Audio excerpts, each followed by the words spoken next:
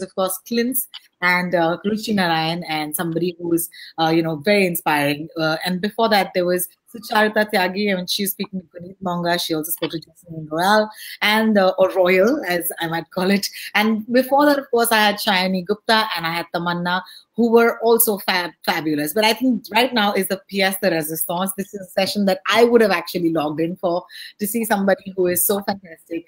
She's a notable individual from the print industry. She's an Indian journalist and columnist, and has also served as editor with Bennett Coleman and Co.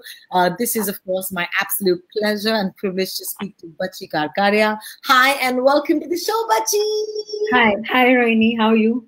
I'm good. I'm getting used to calling you with your first name because I would have just ma'amed you. So please allow me to call you just your first name, all right? Great.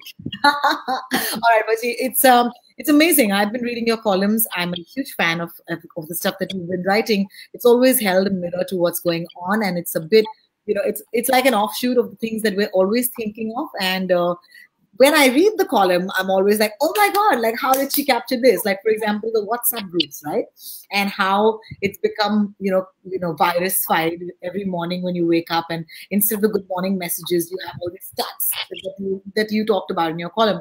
And then yesterday, I remember going to sleep with this thought in my head saying that as somebody who's probably seen a little more than I have, you've been around as a journalist, importantly, when the AIDS, it wasn't an epidemic. It was of course a scare, and it gripped the entire world. And for some reason I said, what have the learnings been as journalists or people who serve the media? And then boom, this morning I saw your column and I said, how did this happen? So for the ones who haven't read that column as yet, I think it'll be great if you can talk to us how we can transpose the learnings from the AIDS epidemic at that point to probably understanding the coronavirus a little better. Bachi, over to you. Yeah. Rohini, you see, every time there is a crisis, you should never waste it. And there is a lot of damage, but there are also collateral gains, as I wrote in my edit page special today.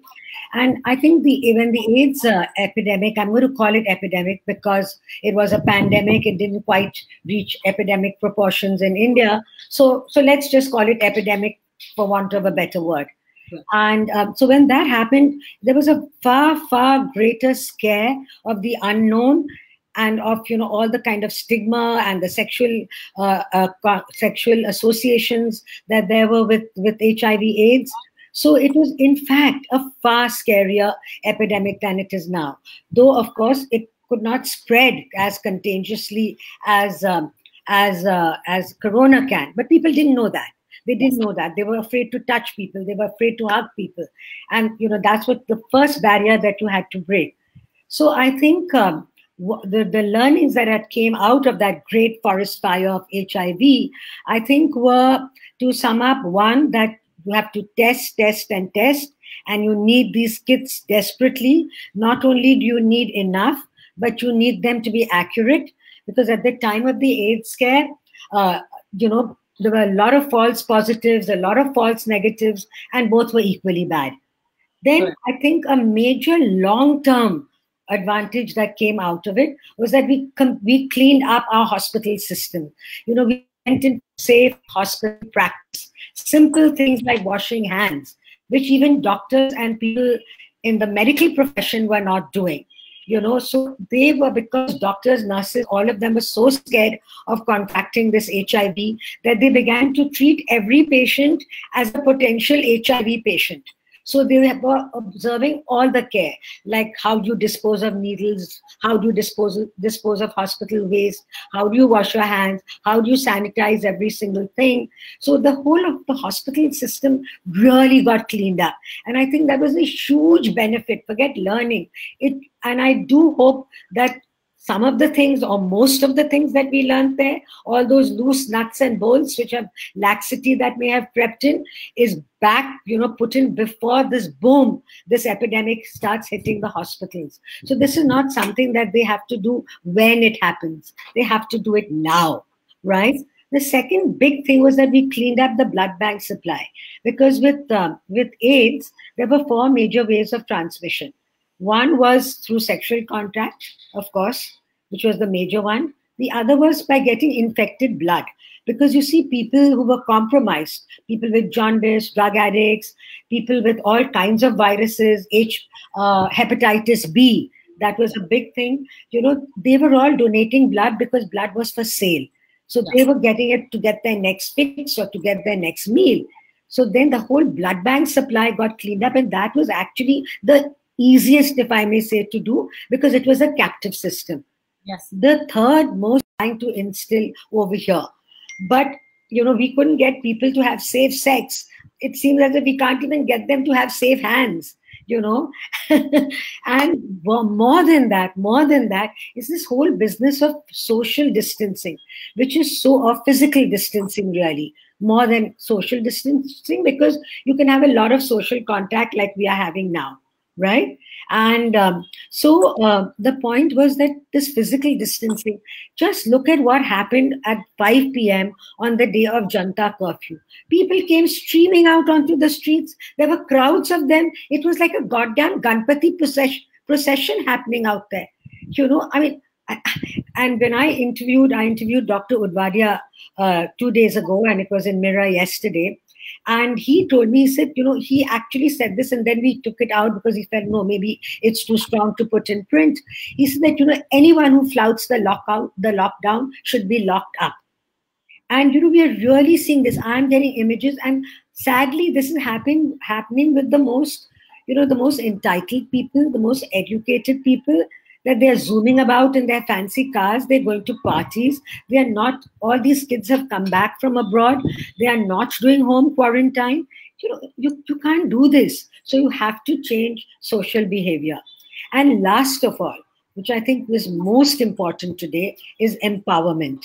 In this AIDS epidemic, the people who really began to save themselves were the people who were the biggest victims, and those were the sex workers. So in my column, I wrote, today, all of us have to be in the position of the sex worker at that time, empower ourselves to save ourselves. Because the sex worker was really caught between life and livelihood. If she didn't continue her profession, what was she to do? And if she continued her profession, she was dead. So it was a total catch-22 position. So therefore, how do we save ourselves? That we really try to get maximum information. We carry out these basic things of hand hygiene, respiratory etiquette, and social distancing. Those are the three important things with which we empower ourselves, first of all, and thereby save ourselves. And as in any development issue, Rohini, the ICE is the big factor. Just as ICE helps you with any affliction, it helps you with national afflictions as well. So information, communication, education, all in the right amounts. Yeah, fantastic. This also reminds me of that time when Shabana Azmi very famously came on and went and hugged. And she said, AIDS chune se nahi phailta. And on the other hand, today we're sitting in the times of Corona, jahan par ye chune se phailta hai. Yeah. And it was quite an interesting sort of dichotomy between these two extreme epidemics or pandemics, as you would call it. Because I remember in the 90s when AIDS happened, there were concerts for it, and it was such a different sort of scare, because you knew that you would gather together. You could still go to a concert which was for AIDS relief. Now you can't do that with something like a Corona. Right. And, but because of that, of course, as you and I are connected on digital today, digitally there's something that I am very, very upset about. And as a journalist, you might feel the same way, because you've dedicated your life to news gathering and to news dissemination. And you've always, been one of our, foremost journalists, because we can value what you say, because if you've said it, we believe you. And today we live in the times, even before Corona, in the times of fake news. I would really love your, sort of point of view on this, that how can we escape fake news, especially when it comes to a platform like WhatsApp, where every day there are things that are being circulated by people which have absolutely zero truth. Like, remember the day when people went down to the Janta curfew celebration? People were like, I remember this really dumb WhatsApp that came, our way, which said, NASA has recorded. Yeah. generations. Right. I mean, how much more will we claim to our great wisdom? Exactly. And if we, I mean, why do we even need a vaccine if we've got thalis to bang? Exact demand rather for our news to be, the truth. First of all, let's even leave fake news aside. For Pentagon, sorry, not sorry, I beg your pardon. For Corona control, I think you need a bit of WhatsApp control. You have to be, you really can't be sending a zillion messages at every millisecond of the day, because in that whole plethora, that mountain, snowing under, you're missing the important, facts that you need. I mean, what is this desperation? That's, you mentioned that column of mine yesterday, and I did break it up into all the different kinds of people who were on WhatsApp. That one was the very helpful brigade, and then the others were just the ones who only stand and wait for someone else to do the volunteering. And then there are the bunch which says, I agree, and yes, claps. Why? I mean, okay, thank you. I know that you've agreed, but reduce the clutter. Please reduce this clutter, this noise that is happening on WhatsApp. And very important, the earlier Ruchi mentioned this and Clinchade mentioned this, that everyone's posting, videos and clips of what they're doing. But please, please, please reduce that load on the net, because the net is in great danger of crashing. And it's not just happening in one country, it's happening all over the world. So can you imagine the cumulative thing? When the creator of Asterisks died, an entire comic, his entire woof was put on our WhatsApp group. Okay, people are helpfully sending newspapers, but we all know how to access papers online. Please do not load. First of all, don't do that. And then, of course, there's fake news, which is a crime. It's really and truly a crime. And it's, as you mentioned earlier, it's not only about Corona. We've been living with this, that we have, and that is this business of fake news.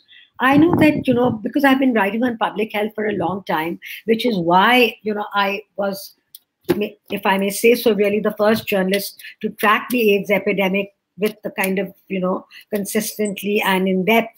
And that is so I more recently had written a piece about the measles and the vaccine, issue, where there is vaccine hesitancy.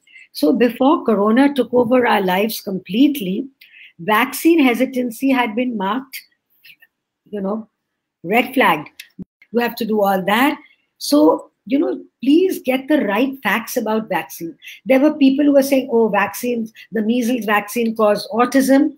And, people of, really, I don't know who it was. I think maybe it was Robert De Niro who said that his child's autism was caused by this. So people stopped taking vaccines. And so now a whole epidemic, vaccine, measles became an epidemic in the US. And so at that time, I'd been to a meeting where they talked about, Dr. WhatsApp and the University of Wikipedia. These are the two sources of information you have to be very careful about. Because, they can create, it's not like pressing the like button on your Facebook or on Twitter. You can create mass hysteria. And people are, and we are really playing into the hands of very dangerous, you and I may just do it unthinkingly. But there are people sitting out there, the click, farms, who are sitting out there to spread this fake news. Yes, absolutely. And I think that it's worrying, but I'm glad that we spoke to you about, some really pressing issues that at least, education is not about which university you went to. It's really about thinking, stepping back and thinking for a moment whether I should be a carrier of something that is unverified. And that is, as Bachi just said, more dangerous than a pandemic or an epidemic. Let's get a little personal at this point, because I believe that we're two very, very serious women, obviously discussing very serious global issues. But let me take a minute and ask you this, Bachi. How has it affected your personal life? Are you good with quarantine or 21 days of a lockdown? Because I believe that mental health is something that, always something that I like to talk about.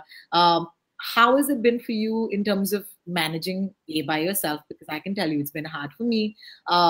Just the idea of staying by yourself and doing your dishes and, taking care of the house and not having people deliver stuff to you, making do with whatever little I have, and at the same time not developing my social quarantine or distancing into isolation, because the two are completely different things. So could I hear from you how you've been dealing? Rohini, the good thing is that my partner, who sort of comes about 6 months from London, is here with me still and hasn't gone back. So it's a